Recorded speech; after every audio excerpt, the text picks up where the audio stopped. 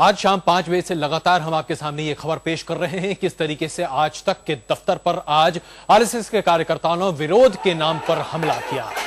जिस तरीके से ये विरोध को अंजाम दिया गया वो अपने आप में एक बहुत बड़ा सवाल है कि क्या लोकतंत्र में पत्रकारिता की इसी तरीके से दिन दहाड़े हत्या की जा सकती है?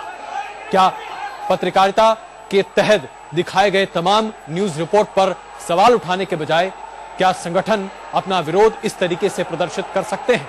ये तमाम ऐसे सवाल हैं जिससे हम आज दो चार हो रहे हैं। इस तरह की संकीर्ण मानसिकता जो कि विरोध प्रदर्शन करने के लिए हिंसा पर उतारू हो जाए, उस मानसिकता का आप क्या कर सकते हैं? शायद हम सबों को मिलकर इसका मुकाबला करना होगा, ये एक बात है जो तय है।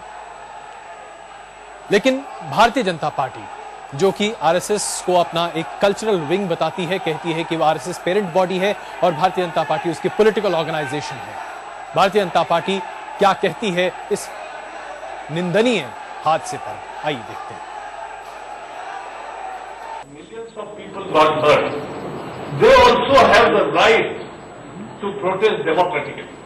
As per my information, it was a declared program of agitation. On the spot, there were many police people, and people protested with banners in their hands and peacefully. And I am very happy that nobody reached or vandalized anything in the actual studios of Headlines or Aaj Tak. तो आइए हम आपको दिखाते हैं किस तरीके से वो लोग हम आपको दिखाएंगे अभी कुछ ही देर में जो पहचाने जा सकते हैं कि आखिरकार इस हमले के पीछे उन्होंने क्या क्या किया, ये भी हम आपको दिखाएंगे। दिग्विजय जी, आप हमारे साथ लगातार बने हुए हैं। हिंदू आतंकवाद की हम लगातार बात भी कर रहे हैं, किस तरीके से उग्र हिंदू आतंकवाद कहीं ना कहीं एक बहुत बड़ी समस्या बनता जा रहा है। ऐसे में क्या लगता नहीं है कि राष्ट्रीय स्तर पर इस पर एक बातचीत होनी चाहिए, इस पर एक चर्चा होनी चाहिए और ठोस कार्रवाई भी की जानी चाहिए, कम से कम उन तत्वों के खिलाफ जो कि चाहे कोई भी मजहब हो उसके नाम पर आतंकवाद को बढ़ावा दे रहे हैं? निश्चित तौर पर मैं आपकी बात से सहमत हूं और ये विचारधाराओं का संघर्ष है। एक विचारधारा है अहिंसा की, प्रेम की, सद्भाव की। दूसरी तरफ विचारधारा है हिंसा की, आतंक की और नफरत की। यही आतंक और नफरत की विचारधारा ने महात्मा गांधी की हत्या की। इसी नफरत की विचारधारा ने हिंदू मुसलमानों में दंगे फसाद कराए। ये अकेले हिंदू संगठन नहीं है, इसमें मुस्लिम संगठन भी हैं। दोनों हिंदू मुस्लिम संगठन जो हैं एक सिक्के के दो पहलू हैं और यही दो मिलकर ये दंगे फसाद कराते हैं और ये आतंकी घटनाएं होती हैं। आज आवश्यकता इस बात की है कि देश में प्रेम और सद्भाव और अहिंसा की राजनीति से आए और हिंसक प्रवृत्ति और हिंसक विचारधारा के लोगों को अलग किया जाना चाहिए और इसमें राष्ट्र में राष्ट्रीय आम सहमति बनना चाहिए। और मैं तो चाहूंगा कि अगर भारतीय जनता पार्टी ऐसे तत्वों के खिलाफ कार्रवाई नहीं करती है, ऐसे तत्वों के खिलाफ अपने आप को आपसे संबंध विच्छेद नहीं करती है, तो नुकसान भारतीय जनता पार्टी को ही होगा। इसलिए राष्ट्रीय स्वयंसेवक संघ अगर अपने आप को राष्ट्रीय संगठन कहता है या भारतीय जनता पार्टी अपने को एक राष्ट्रीय राजनीतिक दल कहते हैं, तो उन्हें इन चीजों से बचना चाहिए। जब मुझे याद दिलाना चाहूंगा कि मालेगांव में जब साध्वी प्रज्ञा सिंह की को और दयानंद पांडे जी और कर्नल पुरोहित को अरेस्ट किया गया, तो यही अडवाणी जी और राजनाथ सिंह जी ने हेमंत करकरे की ईमानदारी पर, निष्ठा पर प्रश्न चिन्ह लगाए थे।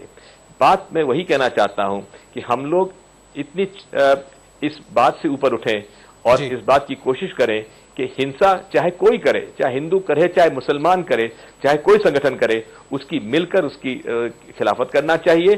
और इस देश में जो कटुता फैल गई है, हिंदू और मुसलमानों के बीच में जो खाई पैदा हो गई है, विशेषकर अडवाणी जी की राम रथ यात्रा के बाद जिस प्रकार के दंगे फसाद हुए, आज हिंदू, मुसलमान और सिख ईसाई को बिल्कुल दिग्विजय जी, यही एक मंशा है, यही हम भी चाहते हैं। लगातार हमारी इस रिपोर्ट के जरिए जो हमने अपने सहयोगी चैनल हेडलाइंस टुडे पर दिखाई थी, उसके जरिए हम यही जतलाना चाहते थे कि ये एक मानसिकता है और मानसिकता की हमें खिलाफत करनी चाहिए। आशीष खेतान हमारे सहयोगी जिन्होंने इस रिपोर्ट पर बहुत मेहनत की थी, वो हमारे साथ इस वक्त मौजूद हैं। आशीष, आपकी इस रिपोर्ट पर कई सवाल भी खड़े किए गए हैं, बहुत संक्षेप में सिर्फ इतना बता दीजिए कि आपकी रिपोर्ट पर आप कितने अडिग हैं? बिल्कुल, ये पूरी रिपोर्ट ये बिल्कुल साफ कर देती है कि कुछ हिंदू फंडामेंटलिस्ट जो तमाम संस्थाओं से जुड़े हैं, जिसमें आरएसएस के प्रचारक हैं, कुछ विश्व हिंदू परिषद और बजरंग दल के लोग हैं, एक बीजेपी का फॉर्मर एमपी जो सबूत के तौर पर हमने पेश किया वो था। इन्होंने एक साजिश बनाई। ये लोग मध्य प्रदेश, गुजरात, दिल्ली, फरीदाबाद, उत्तर प्रदेश, ये विभिन्न जगह पर ये लोग बिखरे हुए थे। ये सब इकट्ठा एक छत के नीचे बैठते थे, साजिश रचते थे और ब्लास्ट करने की योजना बनाते थे और ब्लास्ट करते थे। मैं आपको संक्षिप्त में सिर्फ सबूत के तौर पर बताऊं कि जब संकट मोचन मंदिर में ब्लास्ट हुआ तो ये हिंदू रेडिकल्स इनको बहुत गुस्सा आया और इन्होंने मक्का मस्जिद में ब्लास्ट करने की योजना बनाई। अब इतना सबूत इकट्ठा हो गया है इन्वेस्टिगेटिंग एजेंसीज के पास कि आरएसएस के कुछ प्रचारक ने मक्का मस्जिद में जाके ब्लास्ट किया। उसके 2 महीने बाद मुस्लिम रेडिकल्स जो है हैदराबाद में ब्लास्ट करते हैं लुम्बिनी पार्क में और उसमें 60 से 70 लोग मारे जाते हैं जी। जब उनके अभियुक्त पकड़े जाते हैं तो वो कहते हैं कि उन्होंने ब्लास्ट इसलिए किया क्योंकि मक्का मस्जिद में ब्लास्ट हुआ, उन्हें शक था हिंदुओं ने ब्लास्ट किया।